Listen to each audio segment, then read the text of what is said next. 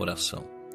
Como as criamos? Olhos fechados, mãos postas ou erguidas, olhando para o alto, etc. Ela não estabelece a forma física na oração. É achado muito livre, parece ficar a critério da necessidade de cada um. Sabemos que Jesus algumas vezes orava levantando os olhos ao céu, e também lemos de outras vezes em que ele foi achado prostrado de joelhos no Getsemane. E é Lucas quem informa, mas é interessante que a expressão ficar de joelhos é usada por Paulo e cria essa figura, imagem piedosa no cenário da fé. Também ele afirmou que um dia todo joelho se dobrará diante de Jesus. No Velho Testamento, vemos Salomão se ajoelhando para orar. 2 Crônicas 6:13. Ainda assim, em nenhum lugar isso nos é imposto como forma ou ritual.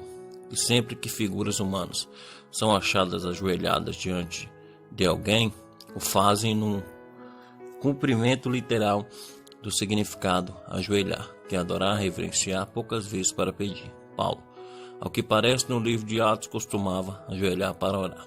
Pelo menos vemos isso quando ele ora despedindo-se dos presbíteros em Éfeso. Contudo, o interessante é que, no longo texto, como a carta aos Efésios, o apóstolo usa o verbo orar por diversas vezes, sinalando várias razões, mas num dado momento, como esta identificação, afirmando que se põe de joelhos e expõe a causa ao dizer, por esta causa. Isto impõe umas questões, qual? A causa da genuflexão do apóstolo. E por que causa nós nos ajoelhamos diante de Deus? Vamos comparar. Não conheço as causas, mas diante de nós destacam-se as do servo de Deus, causas adoradoras, que aparece antes nos capítulos 1 e 2, o glorioso e eterno plano de Deus a favor dos homens, e ainda no 3, 20 e 21, quando ele afirma no verso 14, por causa disso, faz dessa expressão o centro de todo o texto, abarcando o que vem antes e o que prossegue. É todo um discurso começando em 1, versículo 3, pontua a obra da redenção a nosso favor e tudo mais que resultou disso em nossas vidas, contemplando o plano eterno de Deus e as posições espirituais que nos foram concedidas após avaliá-las.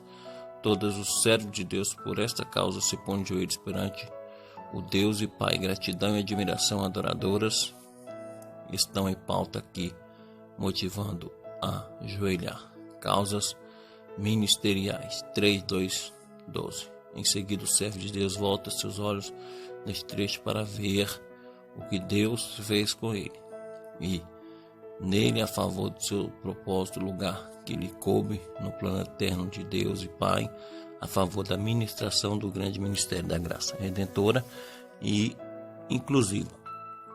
Saber-se posicionado e comissionado para tamanha tarefa, apesar de sentir-se tão pequeno e suficiente, move-o a se pôr de joelhos e adorar. Causas intercessoras. E então as causas do ajoelhar de Paulo ultradimensionaram os contrastes.